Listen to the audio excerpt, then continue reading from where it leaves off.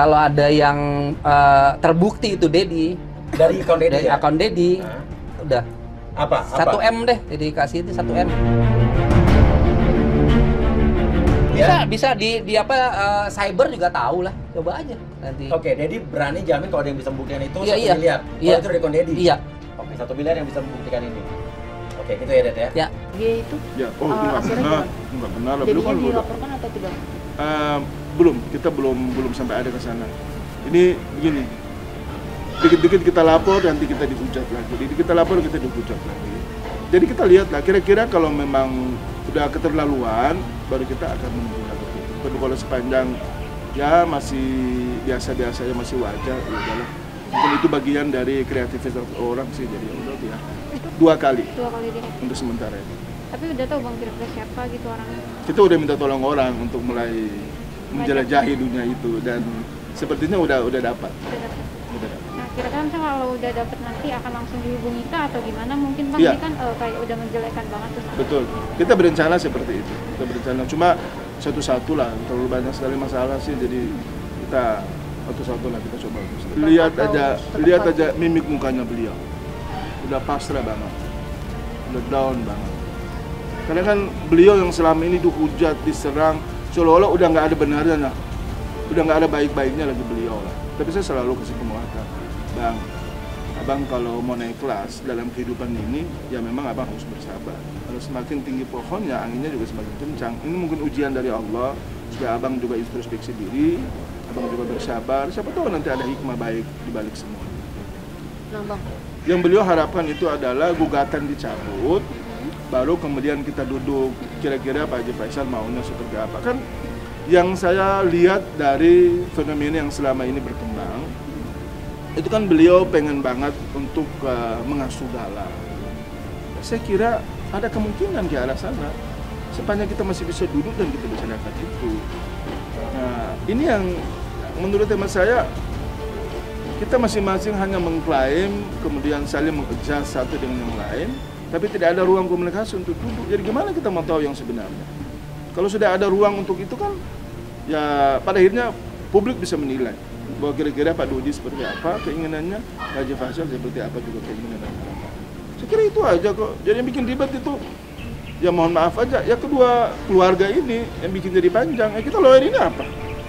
Kalau ini kan cuma hanya menyampaikan fakta yang sebenarnya. Tapi kalau iya menyampaikan, kalau mereka mau damai, hari ini juga damai. Pertanyaannya kenapa mereka nggak mau damai? Kan itu pertanyaan besar yang harus kita jawab bersama. nah ini Ya nggak mungkin. Haji Faisal juga pasti tahu lah. Kan kita tahu lah cerita rumah itu dari awal kan, jadi nggak mungkin banget lah. Lagian kan di situ kalau saya nggak salah ya ada bahasa, ada narasinya bahwa kalau mau damai itu bagi dulu apalah segala macam ya. Yang mau berdamai itu siapa? Kan bukan Pak Haji Faisal, kami yang mau minta berdamai. Jadi kok kenapa mesti harus tawaran berdamai ke Pak Haji Faisal? Nah itu yang ya namanya juga orang berbohong sepintar apapun juga ya pasti akan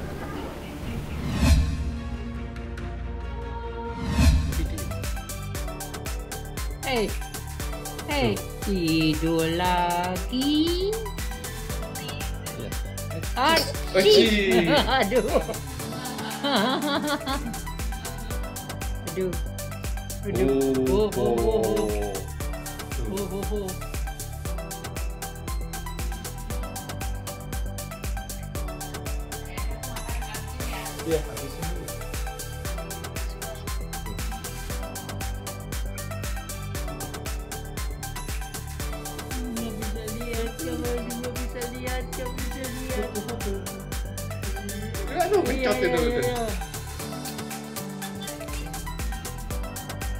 Nama itu memang kita memang persiapkan sebelum dia lahir. Memang nama itu bisa dipakai untuk perempuan dan laki-laki. Kita juga tahu gendernya apa. Dia cerita tentang perjalanan seseorang atau mungkin kapan-kapan menjadikan sebuah karya. Dan sosok Dimas ini Dimas tuh lebih paket masih Dimas punya ada bayangan karakternya seperti ini gitu. Nah saya belum hamil ya. Pas satu udah hamil kita bilang namanya siapa nih? Nah daftar dari sama itu Dimas juga ternyata sebutin sama-sama, ternyata nama jiwa yang keluar. Jadi kita sejak itu kita putuskan udah nama jiwa gitu. Dan nama depannya nanti seperti yang kita sukai juga, seperti ini kehidupan ini kan mengalir ya, dan semua punya peran dalam kehidupannya masing-masing untuk membuat semua bermakna dan hidup. Nah, kita juga perlu pakai hashtag MDMD dan juga Nadi-Nadi. Nah, itu kita senang dengan filosofi dari Nadi yang bingitnya dia selalu membawa tentang kehidupan, dan kita pun juga ada beberapa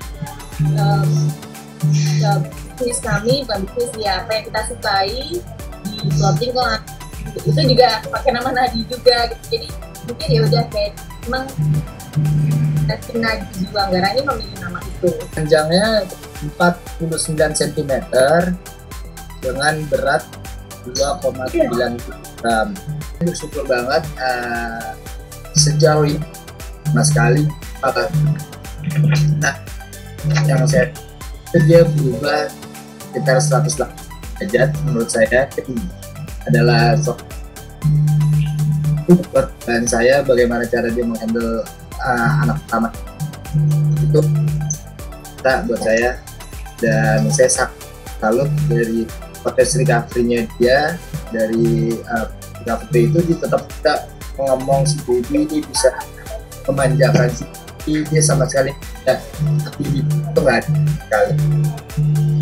Ya, kalau aku tambahkan, untuk saat ini aja pun kondisi aku masih dapat bantuan dari pihak rumah sakit juga, dari perawat rumah sakit untuk belajar berkenalan di dunia perbagian, dari masuk pokoknya, kemudian bedongnya, kemudian mandiinnya, itu pun juga aku minta tolong untuk diajari, dibimbing, sehingga pada saat nanti balik ke Jakarta aku bisa ngelakuin sendiri, tapi juga tidak menutup kemungkinan akan ada bantuan, karena melihat mungkin kita berdua kerja di dunia sama, di dunia entertain. Menurut pihak pengadilan adalah kurangnya bukti. Cuman menurut saya sendiri, pembuktian di kasus saya ini adalah hanya DNA, hanya tes DNA. Ya, kalau bukti foto, bukti apa kan saya sudah ada semua. Dari yang awalnya Reski tidak mengakui, hanya bisnis, akhirnya saya kasih bukti dia mengakui kenal. Kurang bukti di mananya. Sedangkan satu-satunya bukti di sini adalah tes DNA, dan itu tidak dikabulkan oleh pihak pengadilan. Ya saya kecewa ya, kalau ditanya kecewa. Tapi justru yang paling kuat itu tidak dikabulkan oleh hakim. Sekarang kalau dalam kasus seperti ini mau bukti apa? Video kan asusila, betul nggak? Satu-satu bukti adalah kalau foto nanti dibilang saya foto sama fans. Bukti satu-satu adalah tes DNA. Dasar saya adalah undang-undang pernikahan yang direvisi zamannya Mbak Macica Muhtar ya, oleh Bang Rusdianto kebetulan gitu. Itu dasar saya.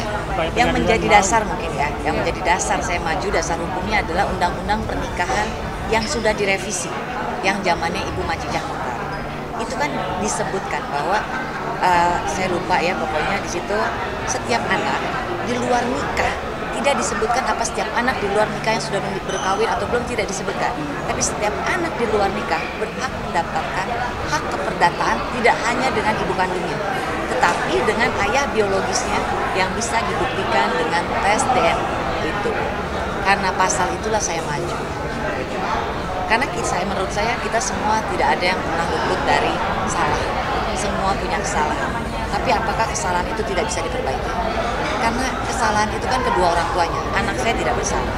Anak saya mempunyai hak kekuatan hukum yang sendiri di luar orang tuanya. Jadi orang tua yang punya masalah apapun, dia tetap berdiri sendiri. Dia punya hak sebagai warga negara juga buat menuntut itu. Sebetulnya kalau bicara ekspektasi kan kita pengennya bahwa kita dikabulkan. Tetapi sebetulnya hasil pengadilan itu sebetulnya kuasa hukum saya sudah memberitahukan 2 jam sebelumnya. Jadi mereka baca situasi dan sudah tahu bakal akan ditolak.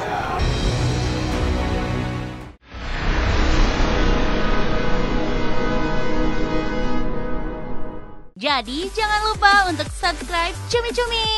Ditekan ya tombol lonceng merahnya.